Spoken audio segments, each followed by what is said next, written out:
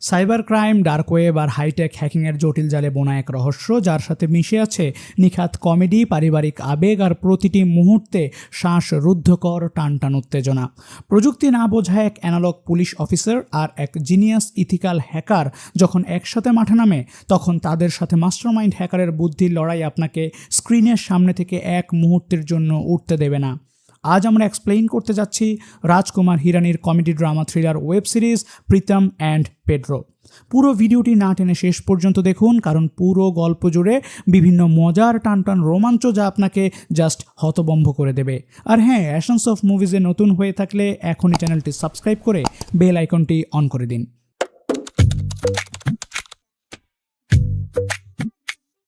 27 December 2024 শুক্রবার ভোর 3:35 যখন গভীর ঘুমে ডুবে আছে সবাই, বোরকা পরা দুজন মানুষ তালা ভেঙে ঢুকে পড়ে একটি এটিএম বুথে, যাতে সিসি ক্যামেরায় তাদের দেখা না যায়। প্রথমে সিসি ক্যামেরার উপরে স্প্রে করে তারা সেটাকে ঘোলা করে দেয়। এরপরে এটিএম মেশিন থেকে টাকা তোলার চেষ্টা করে, কিন্তু ব্যর্থ হয়। তাই ওরা দলের আরও দুজন সদস্যকে ফোন করে, যারা পাশের একটা গলিতেই একটা পিকআপে বসেছিল। ফোন পেয়ে তারা পিকআপ নিয়ে বুথের সামনে আসে। পিকআপের সাথে লোহার শেকল লাগানো ছিল। তারা শেকলের অন্য মাথার সাথে এটিএম মেশিনটা বেঁধে দেয়।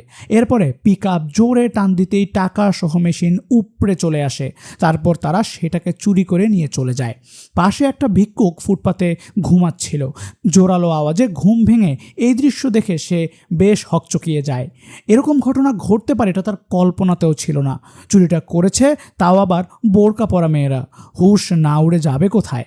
যাই হোক, পরের দিন থানায় প্রীতম নামের একটা ছেলে তার দাদুকে নিয়ে আসে। তাদের অভিযোগ দাদুর টেপ রেকর্ডার চুরি হয়ে গেছে, যেটাতে মৃত দাদির ভয়েস এবং গান রেকর্ড করা ছিল। অভিযোগ শুনে কনস্টেবল জয়ন্ত একটু বিরক্ত হয়ে জানতে চায় কত টাকা দাম এই টেপ রেকর্ডারের। দাদু জানায় সে 1982 সালে টেপ রেকর্ডারটা কিনেছিল, তখন এটা 532 টাকা দাম পড়েছিল। কনস্টেবল জয়ন্ত এবার বেশ রেগে যায় আর বলে, এখানে 28 লাখ টাকা সহ এটিএম মেশিন চুরি হয়ে গেছে, আর আপনি আসছেন ভাঙারি টেপ রেকর্ডারের চুরির কমপ্লেন করতে। এখন আমরা কোনটা খুঁজবো, 28 লাখ টাকা নাকি আপনার ওই 500 টাকার টেপ রেকর্ডার? দাদু বলে, পুলিশের কাজই তো খোঁজাখুঁজি, তাই ওরা দুটোই খুঁজে দিক। কনস্টেবল জয়ন্ত বিরক্ত হয়ে ওদেরকে চলে যেতে বলে। 1000 টাকার তেল খরচ করে 500 টাকার টেপ রেকর্ডার কমপ্লেন করতে এসেছে, এটা পাগলামি ছাড়া আর কি হতে পারে? সে তাড়িয়ে দিতে চাইলে প্রীতম দাদুকে ট্যাক্সিতে করে বাড়ি পাঠিয়ে দেয়। এরপর সে আবারও থানায় ঢুকে কনস্টেবল জয়ন্তকে বলে, এই টেপ রেকর্ডারে তার দাদির ভয়েস রেকর্ড আছে, যা প্রতিদিন তার দাদু শোনে। এটাই দাদির শেষ স্মৃতি। দাদু দাদির ভয়েস শুনে হাসে, কাঁদে, এমনকি দাদির সাথে কথাও বলে। এটা তার কাছে শুধু 500 টাকার টেপ রেকর্ডার না, এটাই তার শেষ জীবনের চালিকা শক্তি। তাই এটার মূল্য কোনোভাবে 28 লাখ টাকার চেয়ে কম না। প্রীতমের এত বকবকানি ওদের ভালো লাগছিল না, তাই জয়ন্ত তাকে তাড়িয়ে দিলে প্রীতম তার কাঁধ ধরে টান দেয়। পুলিশের শরীর তো এমনি হিট হয়ে থাকে, তাই গায়ে হাত লাগানোর সাথে সাথে প্রীতমকে লকআপে ঢুকিয়ে দেয়। বেশ কিছুক্ষণ পরে অফিসিয়াল ইনচার্জ ইন্সপেক্টর পেট্রো থানায় আসে। এটিএম বুথের মালিক পক্ষ এসে বলছিল ওরা হারানো টাকা এবং মেশিনের ব্যাপারে আপডেট চাইছে, তবে পুলিশ এখনও কিছুই জানতে পারেনি।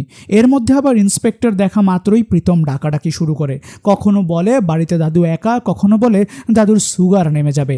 বারবার ওদের আলোচনার মাঝে ইন্টারাপ্ট করায় ওরা বেশ বিরক্ত হয়ে যায়।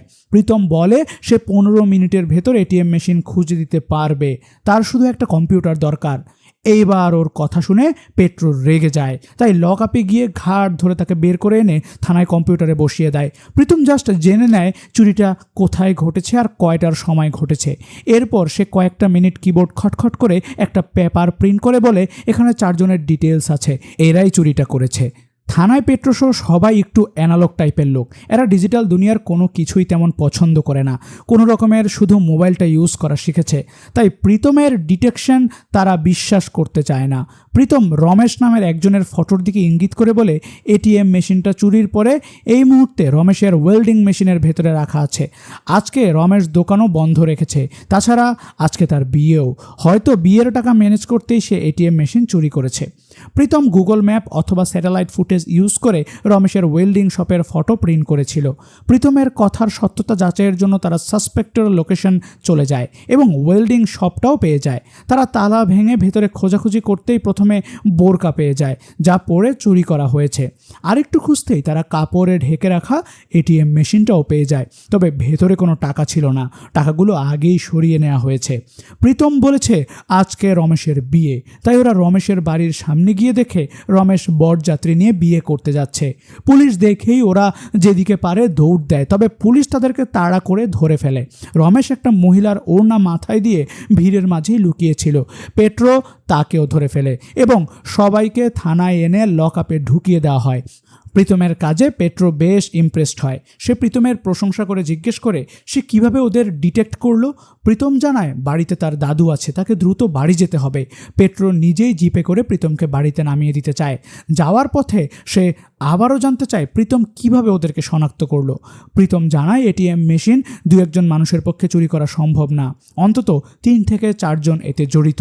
আর এতজনের যেহেতু ব্যাপার, তাই ওরা নিশ্চয়ই একে অপরের সাথে ফোনে কথাবার্তা বলবে। তাই চুরির সময় চুরির এরিয়াতে কতগুলো ফোন কল গেছে সে টাওয়ার হ্যাক করে সেটা জেনে নিয়েছে। ওই সময় মোট 25টা ফোন কল হয়েছে, এর মধ্যে একই এরিয়াতে শুধু একটা ফোন কলই হয়েছে। সেই কলের মাধ্যমে সে ওদের ডিটেলস বের করে এবং ওদের বর্তমান লোকেশনও ট্রেস করে ফেলে। এরপর ওদের নাম ধরে সোশ্যাল মিডিয়াতে সার্চ করে জানতে পারে ওদের 4 বন্ধুর মধ্যে একজনের আজকে বিয়ে। এতেই সে শিওর হয়ে যায় ওরা বিয়ের জন্যই চুরিটা করেছে। প্রীতমের এত স্মার্টনেস দেখে পেট্রো জানতে চায় সে কী করে। প্রীতম ইতস্তত করে জানায় সে ভ্যাকুয়াম ক্লিনারের ইঞ্জিনিয়ার, আগে আইটি ফার্মে চাকরি করতো, এখন ছেড়ে দিয়েছে। সে বিস্তারিতভাবে আর কিছু বলে না। বাড়িতে নামার সময় সে পেট্রোকে রিকোয়েস্ট করে তার দাদার টেপ রেকর্ডারটা যেন উদ্ধার করে দেয়। পেট্রো কথা দেয় সে দ্রুত ওটা খুঁজে দেবে। প্রীতমকে নামিয়ে পেট্রো গাড়ি ঘোরাতেই তার কাছে ডিআইজির ফোন আসে এবং জানায় ক্রীড়ামন্ত্রীর বাড়িতে ডাকাতি হয়েছে। পেট্রো যেন দ্রুত সেখানে চলে যায়। পেট্রো সেখানে গিয়ে মন্ত্রীর পিএর কাছে জানতে পারে মন্ত্রীর বউয়ের মোবাইল চুরি হয়েছে। তাদের ধারণা চোর বেডরুমের জানালা দিয়ে ঢুকে চুরি করেছে। বাড়িতে ফোন ছাড়ার কিছুই মিসিং ছিল না। তাই পেট্রো বলে চোরের যদি শুধুমাত্র মোবাইল চুরির উদ্দেশ্য থাকতো তাহলে কোনো ট্যুরিস্টের মোবাইল চুরি করে পালাতো। তার কি এমন ঠেকা পড়েছে যে মন্ত্রীর বাড়িতে চুরি করতে আসবে? সেখানে বাড়ির অসংখ্য সিসি ক্যামেরা আর গার্ডেরা গিজগিজ করছে। তাই পেট্রো পিএকে বলে হয়তো ফোনটা বাড়িতেই কোথাও হারিয়ে গেছে। এ সময় সেখানে খেলতে খেলতে মন্ত্রীর বাচ্চা ছেলে ভিনি আসে। ভিনির হাতে পোড়া দাগ দেখে পেট্রোর সন্দেহ হয় এই ছেলেটা বেশ চটপটে। সে জিজ্ঞাসা করে ভিনি তুমি কি মোবাইল পছন্দ করো? এই প্রশ্ন শুনে ভিনি ভয় পেয়ে ভেতরে দৌড় দেয়। তখন পেট্রো পিএকে বলে ফোন এই পিচ্চিটার কাছেই আছে, তাকে যদি কয়েক মিনিট এই পিচ্চিটাকে জিজ্ঞাসাবাদের সুযোগ দেওয়া হয় তাহলে সে মোবাইল বের করে দিতে পারবে। পিএ কথাটা মন্ত্রীকে জানালে সে বেশ রেগে যায়। স্বামী স্ত্রী দুজনে পেট্রোর সামনে এসে বলে তার কি লজ্জা করে না, এত ছোট একটা বাচ্চা ছেলেকে দোষারোপ করছে। পেট্রো ঝামেলা এড়াতে আর কিছু বলে না। সে মোবাইলের মডেল আর কালার জেনে নিয়ে বেরিয়ে আসে। এরপর সে একটা দোকান থেকে সেম মডেল আর কালারের একটা ফোন কিনে নেয়। তারপর লক আপ থেকে রমেশকে বের করে বলে তাদের মোবাইল চুরির দায় স্বীকার করতে। রমেশের 2টো চুরিতে কয়েক বছরের এমনিও জেল হয়ে যাবে। তাই রমেশ বলে যদি জেলে থাকাকালীন তাকে সিগারেট আর মাংস সাপ্লাই দেওয়া হয় তাহলে সে মোবাইল চুরির দায় স্বীকার করবে।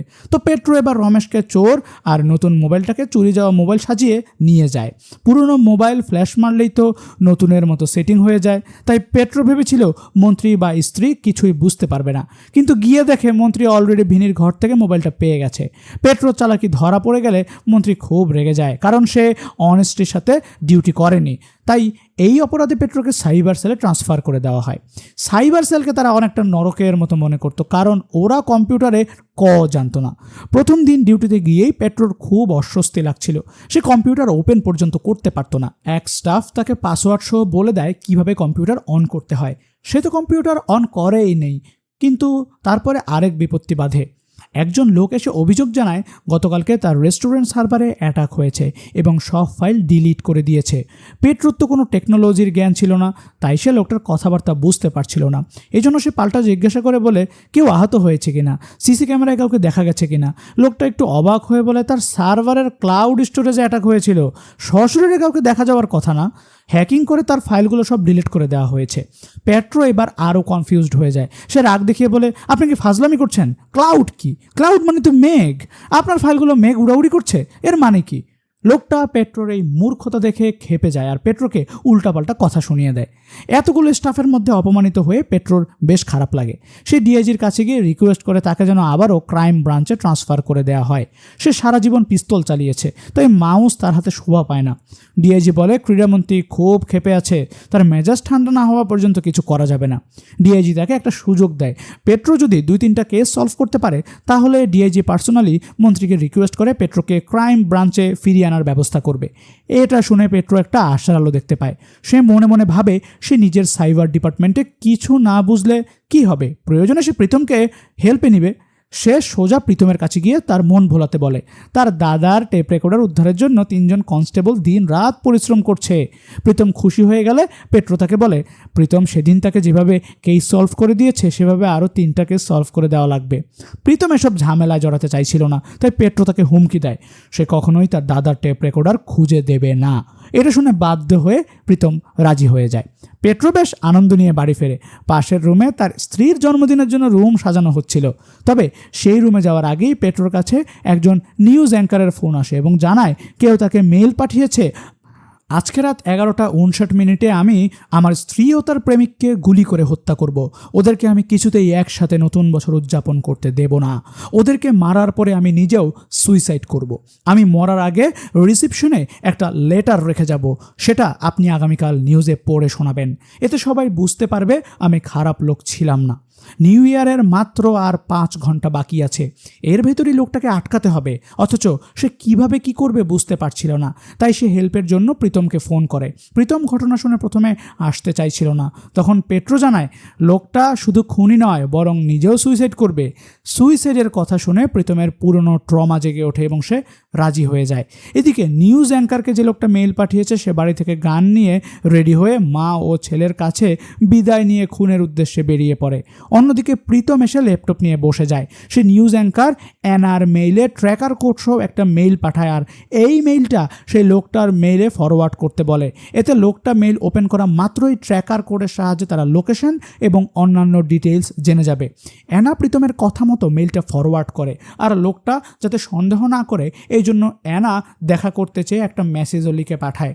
লোকটা এ সময় সুইসাইড লেটার লিখতে ব্যস্ত ছিল। ততক্ষণে প্রীতম অন্যান্য ডিটেইলস ঘেটে লোকটার ব্যাপারে জানার চেষ্টা করে। যেমন লোকটার মেইলের নাম কার্লোস লোভো, 1980, অর্থাৎ বোঝাই যাচ্ছে লোকটার নাম কার্লোস লোভো এবং সে 1980 সালে জন্মেছে। এছাড়া সে অ্যানাকে পাঠানো মেইল উল্লেখ করেছে সে তার স্ত্রী ও স্ত্রীর প্রেমিককে গুলি করে হত্যা করবে, তার মানে সে গান চালাতে পারে। অর্থাৎ প্রফেশনে সে হয় পুলিশ না হয় গ্যাংস্টার। আবার মেইলের শেষ লাইনে এসে লিখেছে মৃত্যুর আগে সে একটা সুইসাইড লেটার লিখে এনার জন্য রিসিপশনে রেখে যাবে। এতে পাবলিক জানতে পারবে সে নির্দোষ ছিল। অর্থাৎ লোকটা নিজের রেপুটেশনের ব্যাপারেও বেশ চিন্তিত। সেক্ষেত্রে তার গ্যাংস্টার হওয়ার কোনোই চান্স নেই, সে অবশ্যই কোনো পুলিশ। আর তার রিসিপশনে সুইসাইড লেটার রেখে যাওয়ার কথা। রিসিপশন নর্মালি হোটেলগুলোতে বেশি থাকে, তার মানে ধরে নেওয়া যায় লোকটার স্ত্রী আর তার প্রেমিক কোনো হোটেলে আছে। সে ওই হোটেলে গিয়ে চিঠিটা রিসিপশনেই রাখবে, এরপর রুমে গিয়ে ওদেরকে খুনের পরে নিজে সুইসাইড করবে। এর মধ্যে কার্লোস অ্যানার মেইলটা ওপেন করে ফেলে। এতে তার মোবাইলের সব ডিটেলস প্রীতম পেয়ে যায়। কার্লোসের প্রোফাইল ঘেটে প্রীতম জানতে পারে সে পুলিশের একজন সাব ইন্সপেক্টর। এছাড়া প্রীতম কার্লোসের স্ত্রী এবং প্রেমিকের নামও বের করে ফেলে। তার স্ত্রীর প্রেমিক নিতিনের নাম সার্চ করে পুলিশ জানতে পারে হোটেল সান্তা কাতারিনাতে তার নামে রুম বুক করা আছে। তাই এবার পেট্রো প্রীতমকে নিয়ে সেই হোটেলের জন্য বেরিয়ে যায়। তাদের পৌঁছাতে এখনও 7 মিনিট দেরি আছে, তাই ওরা হোটেলের রিসিপশনিস্টকে ফোন করে। তবে ফোন ধরে রিসিপশনিস্ট কিছু শোনার আগেই কার্লোস সেখানে পৌঁছে যায়। সে রিসিপশনে লেটারটা এনার নামে রেখে দেয় এবং জেনে নেয় তার স্ত্রী এবং নিতিন কত নাম্বার রুমে আছে। এরপর সে লবি ধরে এগোচ্ছিল, ততক্ষণে ওরাও হোটেলে চলে আসে। পেট্রো ছুটে গিয়ে তাকে দেখতে পেয়ে থামতে বলে, তবে কার্লোস একটা ব্ল্যাঙ্ক ফায়ার করে পেট্রোকে না আসার জন্য সতর্ক করে দেয়। তবুও পেট্রো হাল ছাড়ে না, সে কার্লোসকে ভালো মন্দ বোঝানোর চেষ্টা করে। পেট্রো যেহেতু নিজেও পুলিশ, তাই পুলিশের চাকরি মেনটেন করে ফ্যামিলি সামলানো কতটা কঠিন সেটা এক্সপ্লেইন করে। এসব শুনে কার্লোস খুবই ইমোশনাল হয়ে যায়, এমনকি কেঁদেও ফেলে। তবুও নিজেকে শক্ত করে সে রুমের ভেতরে ঢুকে যায় এবং স্ত্রীর দিকে গান পয়েন্ট করে। তখন পেছন থেকে পেট্রো কার্লোসকে তার সন্তানের কথা ভাবতে বলে, আর যদি কার্লোস খুন করে তাহলে তার ছেলে প্রতি বছর একটা অভিশাপ নিয়ে নতুন বছর পালন করবে যে তার বাবা একজন খুনি। এটা শুনে কার্লোস আর গুলি চালাতে পারে না। সে স্ত্রীকে বলে, তুই তোর প্রেমিকের সাথে থাক, আমি আমার ছেলের সাথে থাকবো। এই বলে কার্লোস খুনে খুনে বাদ দিয়ে বেরিয়ে যায়। দুজনের যুগলবন্দিতে প্রথম কেসটা সলভ করে পেট্রো প্রীতমকে নিয়ে বাড়িতে ফেরে। প্রীতম মদ খেত না, তাই সে দুধের গ্লাস নিয়ে আর পেট্রো মদের গ্লাস নিয়ে বসে। এ সময় পেট্রোর স্ত্রী স্টেসি বেরিয়ে এসে ঝামেলা শুরু করে দেয়, কারণ পেট্রো ছেলের জন্মদিনে উপস্থিত থাকেনি। সে শুধু ডিউটি বোঝে, ছেলেকে একটুও ভালোবাসে না। এবার পেট্রো রেগে যায় আর বলে, তাদের ছেলে বেঁচে নেই, মৃত ছেলের কি জন্মদিন পালন করবে তারা? পেট্রো ছেলের দুর্বিষহ শোক ভুলতে চায়। এদিকে স্টেসি এখনও একই স্মৃতি নিয়ে বেঁচে আছে। দুজনের মাঝে বেশ ঝগড়া বেঁধে যায়। স্টেসি ছেলের মৃত্যুর জন্য পেট্রোকেই দায়ী করছিল, কারণ ছেলের বিশ্বাস ছিল পেট্রো তাকে ব্যাটম্যানের মতো বাঁচাবে, কিন্তু পেট্রো ছেলেকে বাঁচাতে পারেনি। স্টেসি আরও খোঁচা দিয়ে বলে সে অনেক বড় গায়িকা হতে পারত, শুধুমাত্র পেট্রোর জন্য নিজের কেরিয়ার বিসর্জন দিয়েছিল, অথচ পেট্রো তাকেও সময় দেয় না।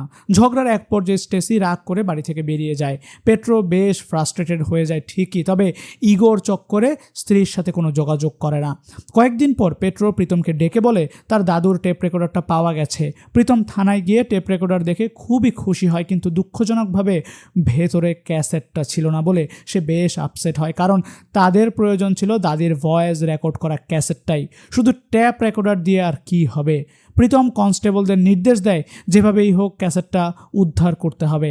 কনস্টেবল জয়ন্ত বেশ বিরক্ত হয়, কারণ এত বড় শহরে ওই ক্যাসেটটা সে কোথায় খুঁজবে। যাই হোক, এ সময় টিভিতে তারা নিউজে জানতে পারে ক্রীড়ামন্ত্রীর ছেলে কিডন্যাপ হয়েছে। নিউজ দেখে পেট্রো বলে মন্ত্রীর বাড়ির ফোন চুরির জেরে তার ট্রান্সফার হয়েছে, তাই সে যদি মন্ত্রীর ছেলেকে খুঁজে দিতে পারে তাহলে মন্ত্রী নিশ্চয়ই খুশি হয়ে তাকে আবারও ক্রাইম ডিপার্টমেন্টে ট্রান্সফার করে দেবে। এদিকে মন্ত্রীর বাড়িতে ডিআইজি থেকে শুরু করে অনেকেই গিয়ে জড়ো হয়। অদ্ভুত ব্যাপার হলো, মন্ত্রীর ছেলে ভিনি স্কুল থেকে বাড়িতে ঢুকেছে, সিসি ক্যামেরায় সেই ফুটেজ আছে, কিন্তু বাড়ি থেকে বের হওয়ার কোনো ফুটেজ নেই। তাই সবাই কনফিউজড হয়ে আছে অ্যাকচুয়ালি ভিনির সাথে কী ঘটেছে। একটা পর্যায়ে মন্ত্রীর কাছে কিডন্যাপারের ফোন আসে এবং 5 কোটি টাকা মুক্তিপণ দাবি করে। আগামীকালকের ভেতরে ক্যাশ রেডি না করলে ভিনিকে মেরে পার্সেল করে পাঠিয়ে দেওয়ার হুমকি দেয়। যেহেতু কিডন্যাপারের ফোন এসেছে তাই সাইবার টিমকে ডাকা হয়। সাইবার টিমের প্রতিনিধি হিসেবে পেট্রো এবং এসআই শার্লিন আসে। পেট্রোকে দেখেই মন্ত্রী খেপে যায় আর জিজ্ঞাসা করে সে এখানে কি করছে।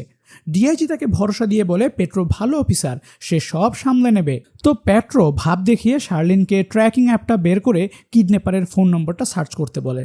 সার্চ করে ববি সিকুয়ারা নামটা পাওয়া যায়, তবে সমস্যা হলো এই নামে অন্তত 7 জন আছে। তাই পেট্রো গোয়া শহরে এই নামে কজন আছে দেখতে বলে। এবার শুধু একজনের ডিটেলস বের হয়, সে একটা বাইক রেন্টাল শপের মালিক, তাই সন্দেহটা তার দিকেই যায়। পেট্রো সে ঠিকানায় ফোর্স পাঠিয়ে দেয়, কিন্তু গিয়ে দেখে ববি সিকুয়ারা অলরেডি মারা গেছে, তার লাশ কফিনে শোয়ানো, আর একটু পরে তার ফিউনারেল। জিজ্ঞাসাবাদ করে তারা জানতে পারে ববি সিকুয়ারা একজন মহিলা, প্রায় 2 মাস কোমায় থাকার পরে 102 বছর বয়সে সে আজ মারা গেছে। এটা শুনে তো ওরা শিওর হয়ে যায় এর পক্ষে কোনোভাবেই কাউকে কিডন্যাপ করা সম্ভব না। কনস্টেবল জয়ন্ত ফোন দিয়ে জানায় ববির আইডি কার্ড মিস ইউজ করে অপরাধীরা সিম কার্ড কিনেছে, তাই ওদেরকে ট্রেস করা যায়নি। মন্ত্রী এবার পেট্রোর উপরে খুবই খেপে যায়। অ্যাপ থেকে যে কোনো সিমের ডিটেলস বের করা যে কেউ পারে, তাই এই কাজের জন্য পেট্রোর মতো পুলিশ হওয়ার প্রয়োজন নেই। মন্ত্রী ডিআইজিকে শুনিয়ে বলে এই পেট্রো লোকটা বজ্জাত, সে হয়তো অন্য কারো বাচ্চাকে নিয়ে এসে বলবে এটা আপনার ছেলে, নেন কোলে নেন, তাই ওর প্রতি আমার একটুও ভরসা নেই। এই বলে মন্ত্রী পেট্রোকে অপমান করে তাড়িয়ে দেয়। তবে যাওয়ার আগে পেট্রো কিছুক্ষণ নিজের ফ্রাস্ট্রেশন ঝাড়তে থাকে। সে বলে পুলিশ নিজের কাজটা ঠিকই বোঝে, শুধু তার মতো মন্ত্রীরা পুলিশকে ঠিকমতো কাজ করতে দেয় না। আগেরবার যদি তাকে 2-3 মিনিট ভিনির সাথে কথাও বলতে দেওয়া হতো তাহলে সে মন্ত্রীর স্ত্রীর মোবাইল উদ্ধার করে দিতে পারত। মন্ত্রী তাকে সেবার এই সুযোগটা দেয়নি বলেই সে অন্য উপায়ে কাজ করতে বাধ্য হয়েছিল। পেট্রো চ্যালেঞ্জ করে বলে যদি এবার তাকে নিজের মতো কাজ করতে দেওয়া হয় তাহলে সে ভিনিকে উদ্ধার করেই ছাড়বে। এই বলে সে বেরিয়ে যায় এবং প্রীতমকে ফোন করে। সে গাড়িতে উঠতেই পিএ এসে বলে মন্ত্রী সাহেব তার কাছে ক্ষমা চেয়েছে এবং তাকে নিজের মতো কাজ করার অনুমতিও দিয়েছে। পেট্রো প্রীতমকে নিয়ে এলে তাকে দেখে পিএ একটু রেগে যায় আর বলে এ লোক তো ভ্যাকুয়াম ক্লিনারের সেলসম্যান, এ কীভাবে কেসে সাহায্য করবে। তারা পিএর কথাকে গুরুত্ব দেয় না, কারণ এ সময় পিএর মোবাইলে কিডন্যাপারের ফোন আসে, তাই সবার ফোকাস সেদিকে ঘুরে যায়। পেট্রো ফোনটা রিসিভ করে আর প্রীতম কলটা ট্র্যাক করতে বসে যায়। ফোন ট্র্যাক করা হয়ে গেলে প্রীতম ডিসপ্লেতে একটা জায়গার ম্যাপে কিছু ডট ডট দেখিয়ে বলে এইটাই কিডন্যাপারের বর্তমান লোকেশন। প্রীতমের সন্দেহ ছিল কিডন্যাপার 2টো ফোন ইউজ করে, একটা বার্নার ফোন যেটা দিয়ে মুক্তিপণ চেয়ে কল করে, স্বল্প সময়ের জন্য ব্যবহার করে ফোনটা ফেলে দেয়, অন্যটা তার পার্সোনাল ফোন। বার্নার ফোনটার লোকেশন তো সে এমনি যে কোনো সময় ট্র্যাক করতে পারত। প্রীতম এতক্ষণ চেষ্টা করছিল যাতে কিডন্যাপারের পার্সোনাল ফোনটা ট্র্যাক করা যায়। কিডন্যাপার চালাকি করে বাড়ি থেকে বেশ কিছুটা দূরে গিয়ে ফোন করে, তবে প্রীতম লাস্ট দুটো ফোন কল থেকে বের করেছে কিডন্যাপারের মোবাইলের লোকেশনের কাছাকাছি টাওয়ার থেকে কতটা দূরে অবস্থান করছে। সেই রেঞ্জের সাথে সে টাওয়ারের আন্ডারে থাকা বাকি সব সিম কার্ডের রেঞ্জ চেক করে। এতে সে দেখতে পায় শুধু একটা সিম কার্ডই বার্নার ফোনের রেঞ্জের সাথে ছিল। এতেই প্রীতম বুঝে যায় ওটাই কিডন্যাপারের পার্সোনাল মোবাইলের সিম কার্ড। এখন ওই সিম কার্ডের নম্বর থেকে প্রীতম আরও অনেক ডিটেলস বের করতে পারবে। সে বাকি ডিটেলস বের করতে করতে পেট্রো জয়ন্তের লিডিংয়ে থাকা একটা ফোর্স কিডন্যাপারের লোকেশনে পাঠিয়ে দেয়। তার লোকেশন এখন নদীর পাশে থেমেছিল। পুলিশ চারদিক থেকে বাড়িটা ঘিরে রাখে। জয়ন্ত পেট্রোকে কনফার্ম করে দেয় কিডন্যাপার বাড়ির ভেতরেই আছে। জয়ন্ত আশেপাশে খোঁজ নিয়ে জেনেছে 4:30টার সময় তার রেস্টুরেন্টে দুধ আনতে যাওয়ার কথা। পেট্রো নির্দেশ দেয় সে দুধ আনতে বের হলেই যেন ওরা ভেতরে ঢোকে আর ভিনিকে রেস্কিউ করে নেয়। পেট্রো বেশ খুশি ছিল, এটা ওপেন অ্যান্ড শার্ট কেসের মতোই ইজি। তবে প্রীতম তাকে বেশি খুশি হতে বারণ করে, কারণ সে ফোন ডিটেলস ঘেটে জানতে পেরেছে এই গেমে আরেকজন প্লেয়ারও জড়িত, আর সেটা হলো স্বয়ং মন্ত্রীর স্ত্রী শ্রদ্ধা। প্রীতম পেট্রোকে পার্সোনালি কথাটা জানায়। পেট্রো বেশ ক্ষেপে যায় আর প্রীতমকে সাইডে রেখে বলে, দেখ ভাই, আমাকে আর মায়ের খাওয়াইস না, এই কথা বলতে গেলে মন্ত্রী বেটা আমাকে আস্ত রাখবে না। প্রীতম তার সাইবার সেন্স থেকে পেট্রোকে সিউরিটি দেয় যে কোনোভাবেই হোক শ্রদ্ধাও এতে জড়িত। সে নিজে শিওর হওয়ার জন্য শ্রদ্ধার সোশ্যাল মিডিয়া অ্যাকাউন্টও চেক করে। শ্রদ্ধা আগে দিনে অন্তত 50টা করে স্ট্যাটাস এবং ফটো আপলোড করত। এর ভেতরে বেশিরভাগ ফটো তার ছেলেকে নিয়ে, অথচ গত 9 দিন আগে সে স্ট্যাটাস দেওয়া বাদ দিয়েছে। ছেলে তো কিডন্যাপ হয়েছে 2 দিন হলো, তাহলে সে 9 দিন আগে থেকে শোক পালন শুরু করলো কেন? ব্যাপারটা আরও শিওর হওয়ার জন্য প্রীতম শ্রদ্ধার অ্যালেক্সা ভার্চুয়াল অ্যাসিস্ট্যান্টের পাসওয়ার্ড হ্যাক করে নেয়, কারণ এরা বড়লোক মানুষ, বাটন প্রেস করতে কষ্ট লাগে, তাই অ্যালেক্সাকে ভয়েসের মাধ্যমে কমান্ড দিয়ে কাজ করায়। তো যদিও প্রীতম পাসওয়ার্ড ক্র্যাক করতে পারছিল না, দুনিয়ার যত জটিল পাসওয়ার্ড আছে কোনোটাতেই কাজ হচ্ছিল না, তখন পেট্রো তাকে 1 2 3 4 5 পাসওয়ার্ডটা ট্রাই করতে বলে। প্রীতম এবার পাসওয়ার্ড বসাতেই অ্যালেক্সার অ্যাপ খুলে যায়। প্রীতম এবার শ্রদ্ধার সবগুলো কমান্ড শুনতে শুরু করে। এর ভেতর একটা কমান্ডে সে লেডিস হ্যাট আর ফেস মাস্ক অর্ডার করেছে। এটা দেখে তাদের সন্দেহ বেড়ে যায়। আরেকটা কমান্ড থেকে তারা জানতে পারে শ্রদ্ধা অ্যালেক্সাতে সার্চ করেছিল ফ্যাশন ডিজাইন ইনস্টিটিউট থেকে অ্যামগধ শেখ রিসোর্টে যেতে কোন বাসে চড়তে হবে। এবার আর তাদের সন্দেহের অবকাশ থাকে না, কারণ একজন মন্ত্রীর স্ত্রী বাসে কেন উঠতে যাবে। এই ব্যাপারে জানার জন্য তারা শ্রদ্ধার গাড়ির ড্রাইভারের কাছে যায় এবং জিজ্ঞাসাবাদ করে। ড্রাইভার কিছু বলতে না চাইলে পেট্রো তাকে কয়েকটা চড় থাপ্পড় দিতেই সে স্বীকার করে ম্যাডামকে সে শপিং মলে নামিয়ে দিয়েছিল। কিন্তু এই উত্তর তো তারা এক্সপেক্ট করেনি, তাই প্রীতম ড্রাইভারের মোবাইল থেকে তার মুভমেন্ট লোকেশন ট্র্যাক করে। তবে দেখা যায় ড্রাইভার সত্যিই বলেছে। এতে ওরা ধারণা করছে কাউকে কিছু না জানিয়ে শ্রদ্ধা সেদিন শপিং মলে নেমেছিল। এরপর মলের ভেতরের পথ দিয়ে সে বাইরে চলে যায়, তারপরে বাসে করে রিসোর্টে যায়। তারা নিজেদের সন্দেহ প্রমাণের জন্য এবার রিসোর্টে চলে যায়। রিসোর্টের সিসি ক্যামেরার ফুটেজ চেক করে তারা শ্রদ্ধাকে দেখতে পায়, তার সাথে একজন পুরুষও ছিল। দুজনে একটা রুমে ঢোকে। আবার এই লোকটাই মূলত ভিনির কিডন্যাপার। সে বারবার মন্ত্রীকে ফোন করছিল। তো এবার তো আর শ্রদ্ধার কাহিনীও জেনে গেল। রিসোর্ট থেকে কিডন্যাপারের লোকেশন বেশ কাছেই, তাই ট্রলারে করে দুজন সেখানে চলে যায়। ততক্ষণে 4:30 বেজে যাওয়ায় কিডন্যাপার দুধ নিতে বের হচ্ছিল।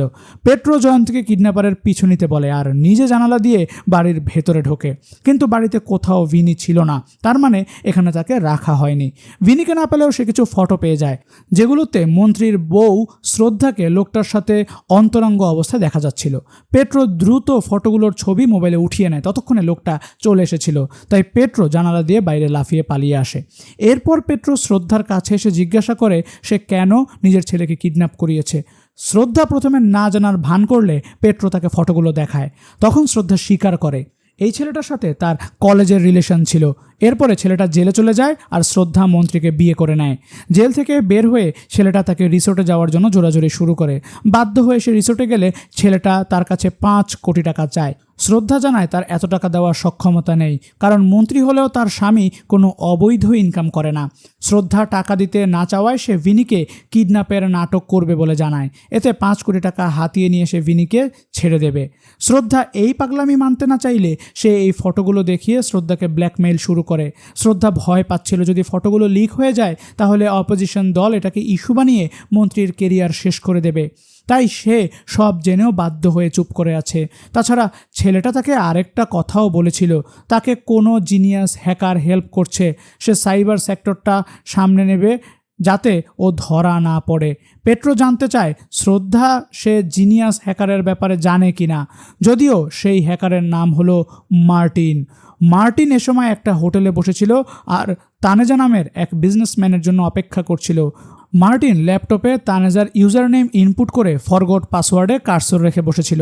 তানেজা এসে গাড়ি থেকে নামতেই সে ফরগট পাসওয়ার্ডে প্রেস করে আর ফোনে কথা বলতে বলতে এমনভাবে ছুটে যায় যেন খুব আর্জেন্ট কলে আছে।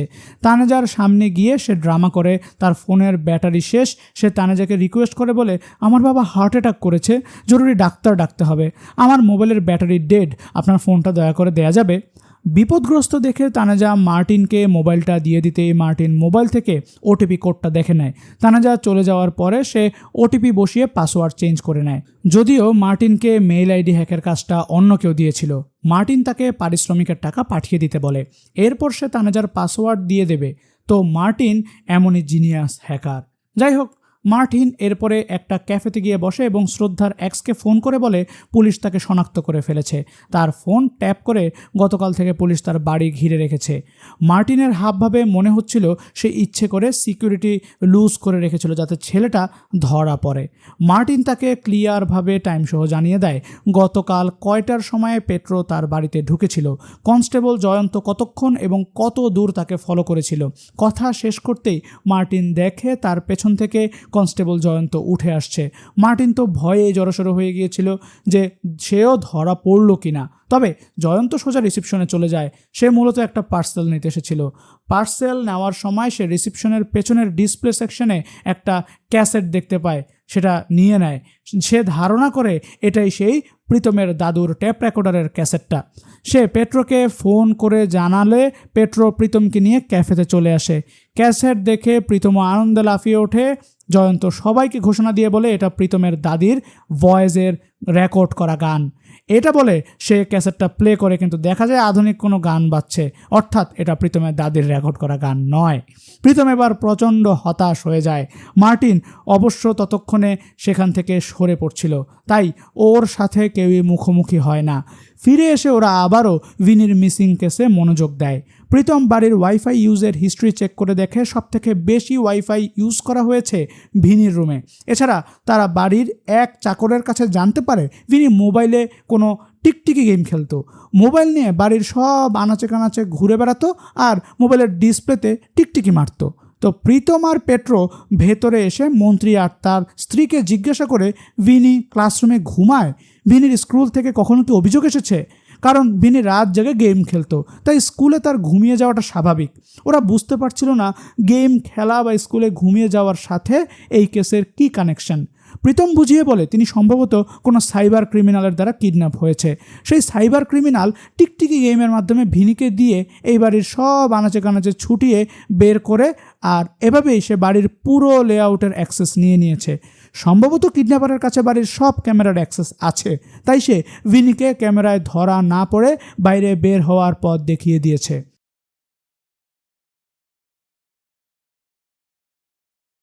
প্রীতম ভিনির ল্যাপটপটা দেখতে চাইলে শ্রদ্ধা তাকে ভেতরে নিয়ে যায়, কিন্তু ল্যাপটপে পাসওয়ার্ড দেওয়া ছিল, তাই প্রীতম খুলতে পারছিল না। এজন্য সে স্কুলে ভিনির বেস্ট ফ্রেন্ডদের কাছে খোঁজ নিতে বলে।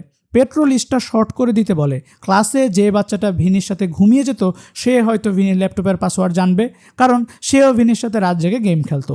তারা খুঁজে ওরকম একজনকে নিয়ে আসে। এই বাচ্চাটাও ভিনির মতোই বজ্জাত। প্রচুর খাবার গেলানোর পরেও সে কিছুই বলে না। সে মুখ খুলছিল শুধু খাওয়ার জন্য, এমনকি মন্ত্রীকে সে মিডল ফিঙ্গারও দেখায়। তখন পেট্রো রাগ দেখিয়ে বলে, দেখি ছেলের ফিঙ্গার কত বড়, এখনই খতনা করিয়ে দেব। এটা শুনে ভয়ে ছেলেটা ভিনির পাসওয়ার্ড বলে দেয়। প্রীতম ল্যাপটপ ওপেন করে দেখে ভিনি এতদিন ব্লু হুইল গেম খেলতো। ভিনির বাবা মাই এই গেমের ব্যাপারে জানতো না, তাই প্রীতম জানায় এই গেমটা একজন সাইকো রাশিয়ান ডেভেলপার প্রথম বানিয়েছিল। সে বিশ্বাস করতো শিশুদের সুইসাইড করে মরে যাওয়া উচিত। এই গেমটা শুরু হয় ছোট ছোট টাস্ক দিয়ে, এরপরে বড় বড় টাস্ক শুরু হয়, যেমন পোষা প্রাণীকে হত্যা করে ফ্রিজে ঢুকিয়ে রাখা, প্রতিবেশীর কাপড় চুরি করে পুড়িয়ে দেওয়া বা পোস্ট বক্সে আগুন লাগিয়ে দেওয়া, আর এভাবেই গেমের শেষটা হয় সুইসাইড দিয়ে। এই কথাগুলো শুনে পেট্রো নিজের ছেলের কথা মনে পড়ে। তার ছেলেও এভাবেই কুয়োর ভেতরে ঝাঁপ দিয়ে সুইসাইড করেছিল। মন্ত্রী জিজ্ঞাসা করে, খারাপ যেন বাচ্চারা এসব গেম খেলে কেন? প্রীতম জানায়, এই অ্যাপ ইনস্টলের সময় সব ধরনের পারমিশন নিয়ে নেয়, ফলে যখন কেউ ল্যাপটপ বা মোবাইল অন রেখে ড্রেস চেঞ্জ করে, মাস্টারবেট করে, বয়ফ্রেন্ড বা গার্লফ্রেন্ডের সাথে নোটস শেয়ার করে, তখন এই অ্যাপের ক্যামেরাতে পারমিশনের কারণে সেগুলো সিক্রেটলি রেকর্ড হয়ে যায়। পরে সেগুলো দিয়ে ওদেরকে ব্ল্যাকমেইল করে সুইসাইড করতে বাধ্য করে। তাদের সন্দেহ হয় ভিনিও হয়তো এরকম সাইবার বুলিংয়ের শিকার হয়েছে। তো যাই হোক, অ্যাপের কারণে ভিনির ল্যাপটপের অ্যাক্সেস মার্টিনের কাছে ছিল, তাই প্রীতম ল্যাপটপ অন করতেই ভিনির ক্যামেরায় মার্টিন সব দেখতে পায়। মার্টিন প্রীতমকে দেখেই চমকে ওঠে, তার পুরনো কোনো ক্ষত জেগে ওঠে। সে এখনই কিছু না করে চুপচাপ ওদের কাহিনী দেখতে শুরু করে। প্রীতম ভিনির ল্যাপটপ থেকে টাস্কে রেকর্ড হয়ে থাকা ভিডিওগুলো দেখায়, যেমন রাতের বেলায় খাবার চুরি করে রাঁধুনিকে ভয় দেখানো, মায়ের মোবাইল থেকে গেম ডিলিট করে দেওয়া। এসব ছোটোখাটো দুষ্টুমি দিয়েই গেমের টাস্কগুলো শুরু হয়েছিল। প্রীতম হঠাৎ কিছু নোটিস করে হ্যাকার হয়তো তাদেরকে দেখতে পাচ্ছে। এবার আর মার্টিন চুপ না থেকে উত্তর দেয়, ঠিকই ধরেছ, আমি তোমাদের দেখতে পাচ্ছি। অনাকাঙ্ক্ষিত ভয়েস শুনে আতঙ্কে প্রীতম ল্যাপটপ বন্ধ করে দেয়। তখন আবার শ্রদ্ধার মোবাইলে মার্টিন কল করে। শ্রদ্ধা ফোন রিসিভ করে লাউড স্পিকার দিলে মার্টিন বলে, ল্যাপটপ অফ করে কোনো লাভ নেই, কারণ সে এখনও সব দেখতে পাচ্ছে। মার্টিন ঘরের ভেতরে কোথায় কোন জিনিস রাখা আছে সব এক এক করে বলতে শুরু করে। কেউ কেউ খুঁজতে শুরু করে কোথাও সিক্রেট ক্যামেরা লাগানো আছে কিনা। আবার মার্টিন ভয়ও দেখায়, কেউ জানালার কাছে যেও না, গুলি করা হবে। মার্টিন যাই বলছিল সবাই ভয়ে তাই করছিল, যেন কোনো ভূত তাদের সাথে কথা বলছে। মার্টিন মোবাইলটা প্রীতমকে দিতে বলে। প্রীতম তখন মার্টিনের লোকেশন ট্র্যাকের চেষ্টা করছিল। মার্টিনও ব্যাপারটা আন্দাজ করেছিল, তাই সে প্রীতমকে বলে, ওর ফোন কলের লোকেশন ট্র্যাক করে কোনোই লাভ নেই, কারণ সে ভিপিএন ইউজ করছে। প্রীতম বোঝার চেষ্টা করে মার্টিন ক্যামেরার অ্যাক্সেস ছাড়া কিভাবে সব কিছু দেখছে, তাই সে সেন্টার পয়েন্টে গিয়ে মার্টিনকে জিজ্ঞাসা করে, বলো এবার আমি কোথায় আছি। মার্টিন বেশ মজা পাচ্ছিল, কারণ প্রীতম তার টেস্ট নিচ্ছে। মার্টিনও সঠিক উত্তর দিয়ে দেয়। প্রীতম লিভিং রুমের সোফার পাশে গিয়ে দাঁড়িয়ে আছে। এবার সোফার পাশে বসে সে জানতে চায় সে কোথায় আছে। এবার আবার মার্টিন সঠিকভাবে বলতে পারে। প্রীতম জিজ্ঞাসা করে ফোনটা তার ডান দিকে নাকি বাম দিকে ধরে আছে। মার্টিন এবারও বলতে পারে না। এবার প্রীতম মোবাইলটা পেট্রোর হাতে ছুরি দিয়ে পজিশন জিজ্ঞেস করতেই মার্টিন বলে দেয় প্রীতম মন্দিরের অনারারি সার্টিফিকেটগুলোর সামনে দাঁড়িয়ে আছে। তবে অ্যাকচুয়ালি ওখানে তো প্রীতম দাঁড়িয়েই নেই, বরং পেট্রো দাঁড়িয়ে আছে। আর এতেই প্রীতম বুঝে যায় মার্টিন তাদের কাউকেই দেখতে পাচ্ছে না। এখানে যেটা ঘটছে, মার্টিন টিকটিকি গেমের মাধ্যমে ঘরের সব দেয়ালের ফটো কালেক্ট করে নিয়েছে। সে প্রতিটা ফটোর সাথে ওয়াইফাই সিগন্যাল ম্যাপ করে দিয়েছে, আর এভাবেই সে ওয়াইফাই স্ট্রেংথের মাধ্যমে সবার পজিশন ডিটেক্ট করছে। মার্টিনের ভূতগিরির রহস্য ফাঁস হওয়ার পরে প্রীতম তাকে তাচ্ছিল্য করে বলে, দুনিয়ায় শুধু তুমি একাই জিনিয়াস নাও। মার্টিন হাততালি দিয়ে প্রীতমকে অ্যাপ্রিসিয়েট করে, আর এরপরেই সে প্রীতমকে তার আসল নাম কবির সাহানিয়া বলে ডাক দেয়। মার্টিনের মুখে নামটা শুনে প্রীতমের চোখ মুখ শক্ত হয়ে যায়। বলা যায় সে প্রচণ্ড শকড হয়ে যায়। সে আর এক মুহূর্ত ওখানে না থেকে বাড়িতে ছুটে যায় এবং ব্যাগপত্র গোছাতে শুরু করে। সে দাদুকেও বলে তারা এই শহর ছেড়ে চলে যাবে। এ সময় তার বারান্দায় ঢিল ছোড়ার আওয়াজ হলে সে বাইরে এসে দেখে কেউ একটা পেন ড্রাইভ ফেলে গেছে। সে পেন ড্রাইভ ইনপুট দিতেই একটা ভয়েস ওভার শুনতে পায়। মার্টিন বলে সে কবির সাহানিয়া অর্থাৎ প্রীতমকে 3 বছর ধরে খুঁজছে। কবির তার নাম, ঠিকানা, শহর সব বদলে ফেলেছে বলে তাকে সে খুঁজে পাচ্ছিল না। তবে আজ ভাগ্যক্রমে সে প্রীতমকে পেয়ে গেছে। মার্টিন ডিসপ্লেতে একটা লাইট হাউসের ফুটেজ দেখিয়ে কিছু একটা মনে করিয়ে দেয়। এরপরে তাকে একটা হাসপাতালে যেতে বলে। প্রীতম সাথে সাথে হাসপাতালে যাওয়ার জন্য বেরিয়ে যায়। হাসপাতালে ঢুকতেই তার কাছে একটা রুম নম্বরের মেসেজ আসে। প্রীতম সেই রুমে চলে যায়। মার্টিন যখন হাসপাতালে বসেছিল প্রীতমকে সরাসরি দেখার জন্য, তবে প্রীতম তাকে না চেনায় বুঝতে পারেনি। প্রীতম রুমে ঢুকে একজন মহিলা পেশেন্টকে দেখতে পায়। বলা চলে সে জ্যান্ত লাশ হয়ে পড়ে আছে। প্রীতম পেশেন্টের নাম দেখেই কান্নায় ভেঙে পড়ে। সে পেশেন্টের পা ধরে ক্ষমা চায়। এই দৃশ্য দেখে মার্টিন কিছুটা হলেও মানসিক শান্তি পায়। এদিকে পেট্রো বাড়ি ফিরে ছেলের ল্যাপটপটা অন করে দেখে তার ছেলেও ব্লু হোয়েল গেম ইনস্টল করে রেখেছে। এবার আর তার বুঝতে বাকি থাকে না তার ছেলেও এই গেমের শিকার।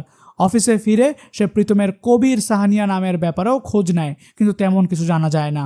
শুধু এই নামে একজন ইঞ্জিনিয়ারিং কলেজে পড়তো এতটুকুই জানা যায়। পেট্রো প্রীতমকে ফোন করে না পেয়ে তার লোকেশন ট্রেস করে হাসপাতালে চলে আসে। প্রীতমকে পেয়ে সে জানতে চায় তার আসল পরিচয় কি। তখন প্রীতম স্বীকার করে সে একজন খুনি, সে একজনকে খুন করেছিল। প্রীতম সেই সময় ইঞ্জিনিয়ারিং কলেজে পড়তো। তাদের প্রফেসর ফোনসেকার একটা ক্লাস ছিল। প্রফেসর ফোনসেকা খুবই স্ট্রেইট, ক্লাসে আসতে লেট হলে সে আর কাউকে ঢুকতে দিত না। প্রীতম প্রায় ক্লাসে যেতে লেট করত, সেদিনও সে অনেকক্ষণ লেট করে ফেলে।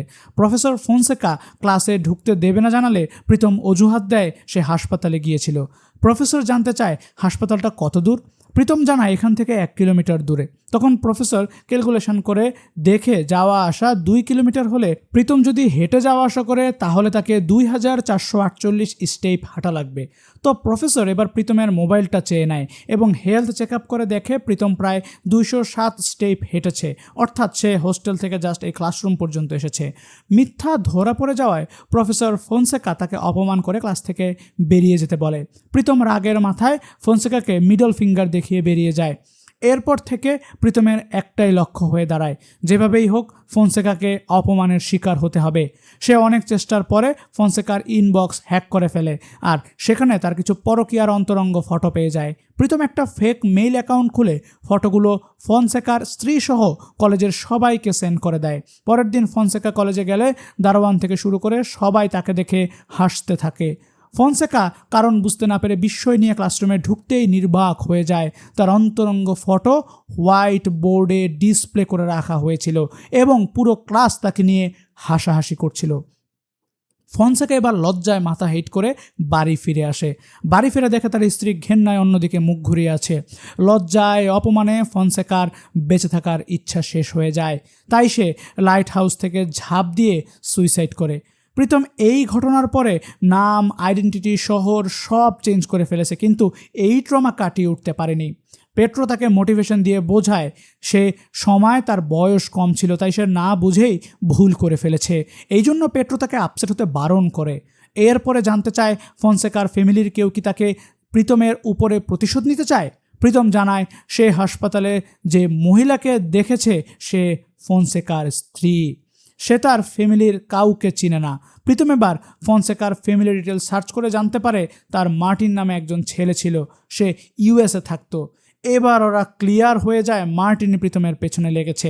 এদিকে মার্টিন শ্রদ্ধার এক্সকে 10 লাখ টাকা ফিরিয়ে দিয়ে বলে বাচ্চাটাকে কিডন্যাপের জন্য আমাকে 10 লাখ টাকা দিয়েছিলে, সেই 10 লাখ টাকা আপনাকে দিয়ে দিলাম, বাচ্চাটাকে আমি আপাতত আর ছাড়ছি না। এই বলে সে ছেলেটার সাথে যোগাযোগ বিচ্ছিন্ন করে দেয়। এরপরে মার্টিন মন্ত্রীর বাড়িতে ফোন করে এবং জানায় ভিনি তার কাছে আছে। মন্ত্রী জানতে চায় আমি কিভাবে বিশ্বাস করব ভিনি তোমারই কাছে আছে। তখন মার্টিন শ্রদ্ধার মোবাইলে ভিনির একটা ফটো পাঠায়। ফটো দেখে ওদের বুকের ভেতরটা ফেটে যাওয়ার মতো হয়, কারণ ফটোতে ভিনির মিডল ফিঙ্গারটা কাটা, তার মানে বদমাসটা ভিনির মধ্যমা আঙ্গুল কেটে দিয়েছে। মার্টিন 5 কোটি টাকা মুক্তিপণ নিয়ে প্রীতমকে দিয়ে পাঠাতে বলে। কথার এদিক সেদিক করলে সে ভিনির আরেকটা আঙ্গুল কেটে ফেলার হুমকি দেয়। তো দ্রুত টাকার ব্যাগ রেডি করা হয়। প্রীতম কৌশল খাটিয়ে পিয়ের মোবাইলটা ভেঙে মাদারবোর্ডটা একটা টাকার বান্ডেলের ভেতর ঢুকিয়ে দেয় যাতে ব্যাগটা ট্রেস করা যায়। পেট্রো আরও একটা মোবাইল ব্যাগের ভেতরে ঢুকিয়ে দেয় যাতে মার্টিন মনে করে এই মোবাইলটা নজরদারির জন্য রাখা হয়েছে, তাই সে এই মোবাইলটা নিয়ে নেবে। আর যেহেতু একটা মোবাইল পেয়ে যাবে তাই ভেতরেরটা আর খুঁজে দেখবে না। প্রীতম বের হচ্ছিল, এই সময় রাধুনী ছুটে এসে বলে পানির ট্যাপ দিয়ে নুডলস বের হচ্ছে, এই বাড়িতে নিশ্চয়ই কোনো ভূত আছে। মন্ত্রীর এমনি মেজাজ খারাপ ছিল, রাধুনীর বকবকানিতে সে তাকে ধমক দিয়ে তাড়িয়ে দেয়। এদিকে প্রীতম টাকা দিয়ে একটা ব্রিজের উপরে মার্টিনের সাথে দেখা করে। মার্টিনের মুখোমুখি হতেই মার্টিন তাকে মারধর শুরু করে, কারণ প্রীতমের জন্যেই তার ফ্যামিলি কেরিয়ার শেষ হয়ে গেছে। প্রীতম মার্টিনের কাছে ক্ষমা চায়, তবে সে ক্ষমা করে না। মার্টিন প্রীতমকে আগামীকাল সকাল 10:30টার সময় লাইট হাউস থেকে, মানে মার্টিনের বাবা যেখান থেকে ঝাঁপ দিয়ে সুইসাইড করেছিল, সে প্রীতমকেও সেখান থেকে ঝাঁপ দিয়ে সুইসাইড করতে বলে, না হলে ভিনিকে মেরে ফেলার হুমকি দেয়। মার্টিন নিজের ঘড়িটা খুলে প্রীতমের হাতে পরিয়ে টাইমার সেট আপ করে দেয়। প্রীতমের হাতে ডিসিশন নেওয়ার জন্য মাত্র 8 ঘন্টা বাকি আছে। মার্টিন ব্যাগ নিয়ে চলে যাওয়ার সময় ব্যাগের ভেতরে মোবাইলটা পেয়ে সেটা বের করে এরপর প্রীতমকে একটা জোরে লাথি মেরে সেন্সলেস করে দেয়। সে প্রীতমের পকেট থেকে তার মোবাইলটা বের করে পেট্রোকে মেসেজ করে, আমি ভিনিকে পেয়ে গেছি, ওকে নিয়ে ফিরে আসছি। সবাই আশায় বুক বেঁধে থাকে ভিনি ফিরে আসছে। তারা মোবাইল ট্র্যাক করে দেখে সত্যি মন্ত্রীর বাড়ির দিকে কেউ আসছে। একটু পরে গাড়ি এসে থামলে সবাই ছুটে যায়, কিন্তু গাড়িতে ভিনি নেই, বরং রক্তমাখা সেকেন্ড মোবাইলটা পড়ে আছে। এদিকে প্রীতম সেন্স ফিরে মন্ত্রীর বাড়িতে ছুটে আসে। সে টাকার বান্ডিলে রাখা পিএর মোবাইলটার লোকেশন ট্র্যাক করে দেখে সেটা একটা হোটেলের লোকেশনে দেখাচ্ছে। মার্টিন মূলত ওখানেই আছে। পুলিশ দ্রুত ফোর্স নিয়ে সেখানে চলে যায়, কিন্তু এই হোটেলে অন্তত 200টা ঘর আছে। এর ভেতরে কোন ঘরে মার্টিন আছে এটা খুঁজে বের করাও মুশকিল। প্রীতম একটা উপায় বলে দেয়। সে প্রতিটা ফ্লোরে একজন করে কনস্টেবল পাঠাতে বলে আর ওদেরকে প্রতিটা রুমের সামনে গিয়ে জোরে চিৎকার করতে বা গান করতে বলে। প্রীতম পিএর মোবাইলের অটো অ্যান্সার অন করে রেখেছিল, তাই সে এখন এই মোবাইলে ফোন করলে সেটা অটোমেটিক কানেক্ট হয়ে যাবে। তাই রুমের বাইরে থেকে কেউ চিৎকার করলেই সে আওয়াজ প্রীতম শুনতে পাবে এবং বোঝা যাবে মার্টিন কোন রুমে আছে। তো প্রীতমের কথা শুনে কনস্টেবলরা তাই শুরু করে। অবশেষে কনস্টেবল জয়ন্ত একটা রুমের সামনে দিয়ে যাওয়ার সময় প্রীতম ডিটেক্ট করে এই রুমেই মার্টিন আছে। ওরা দরজা ভেঙে ভেতরে ঢুকে দেখে মার্টিন ততক্ষণে পালিয়ে গেছে। মার্টিন পিএর মোবাইলের মাদারবোর্ডটাও পেয়ে গেছে। সেটাতে লেখা ছিল প্রীতমের সময় শেষ হতে আর 4 ঘন্টা বাকি। মার্টিন পালানোর আগে একজনের গাড়ি চুরি করে নিয়ে যায়। এই লোকটা প্রীতমদের কাছে কমপ্লেন করলে প্রীতম জানতে চায় লোকটার গাড়িতে টোল দিয়ে মেসেজ আসে কিনা আর অটোমেটিক টোল দেওয়ার সিস্টেম আছে কিনা। এই সিস্টেম আছে শুনে প্রীতম সবাইকে রিল্যাক্স থাকতে বলে। মার্টিন হাইওয়ের টোল প্লাজা পার হতে গেলে তারা এমনি সিগন্যাল পেয়ে যাবে। একটু পরে ঘটেও তাই। লোকেশন জেনে গিয়ে তারা মার্টিনকে ধরতে বেরিয়ে যায়। তবে মার্টিন ব্যাপারটা বুঝতে পেরে গাড়ি রেখেই বাসে করে পালিয়ে যায়। পেট্রো আর প্রীতম এসে দেখে শুধু গাড়িই পড়ে আছে। গাড়ির উপরে লেখা আছে আর মাত্র 2 ঘন্টা সময় বাকি। প্রীতম মার্টিনের মোবাইল নম্বর ট্র্যাকের চেষ্টা করে। সে সময় মার্টিন টোল দিয়েছিল ওই সময়ের কাছের টাওয়ারে 3টা সিম কার্ড কানেক্ট হয়। এর মধ্যে একটা সন্দেহজনক ছিল, এটাই মার্টিনের সিম কার্ড। প্রীতম বর্তমান লোকেশন ট্র্যাক করতে গিয়ে দেখে মার্টিনের আশেপাশে আরও অনেক মোবাইল আছে। এতে প্রীতম বুঝে যায় মার্টিন এখন বাস বা কোনো পাবলিক ট্রানজিটে আছে। তারা বাসটাকে তাড়া করে ধরে ফেলায় ঠিকই, কিন্তু এবারও মার্টিন তাদেরকে ধোঁকা দিয়ে পালিয়ে যায়। বাস থেকে নামার আগে মার্টিন মোবাইলটা এক বৃদ্ধার ব্যাগে ফেলে গেছে। প্রীতম মোবাইলটা হাতে নিতেই মেসেজ আসে আর 1 ঘন্টা বাকি। এছাড়া মোবাইলে ভিনির ফটো ছিল, যেটাতে ভিনির 2টো আঙ্গুল কাটা। এই ঘটনার পরে পেট্রোর সন্দেহ হয় হয়তো মার্টিনের দেওয়া ঘড়িতে স্পিকার আছে, যেটার মাধ্যমে মার্টিন সব কথা শুনে নিচ্ছে। পেট্রো প্রীতমকে ঘড়ি খুলিয়ে সাইডে নিয়ে গিয়ে ব্যাপারটা জানায়। এবার তারা একটা প্ল্যান করে। প্রীতম ভাব ধরে যে লাইট হাউসে সুইসাইড করতে যাচ্ছে, এতে নিজের চোখের দৃশ্যটা দেখার জন্য মার্টিনও সেখানে চলে আসবে আর এই সুযোগেই পেট্রো তাকে গ্রেফতার করে নেবে। তো প্রীতম লাইট হাউসে চলে যায়। পেট্রো বাইরে থেকে নজর রাখতে থাকে। এ সময় পেট্রোর একটা গুরুত্বপূর্ণ জিনিস খেয়াল হয়। সে প্রথমবার যখন ভিনির সাথে দেখা করেছিল তখন তার হাতে আগুনের পোড়া দাগ ছিল, তবে বৃদ্ধার কাছে থাকা মার্টিনের ফোনে ভিনির যে ফটো ছিল সেটাতে তার হাতে আগুনের পোড়া দাগ ছিল না। পেট্রো শিওর হওয়ার জন্য প্রীতমকে ফটোটা চেক করতে বলে। প্রীতম ফটো ভালোভাবে চেক করে বোঝা যায় এটা AI generated photo. Martin AI generated photo বানিয়েছে, তার মানে ভিনি তার কাছেও নেই। প্রীতম ধারণা করে মার্টিন ব্লু হুইল গেমের মাধ্যমে ভিনিকে এমন টাস্ক দিয়েছে যাতে সে নিজের বাড়িতেই এমন জায়গায় লুকিয়ে থাকে যা কেউ খুঁজে পাবে না। যেহেতু ভিনিকে সিসি ক্যামেরার ফুটেজে বাড়ি থেকে বের হতে দেখা যায়নি, তার মানে সে বাড়িতেই কোথাও আছে।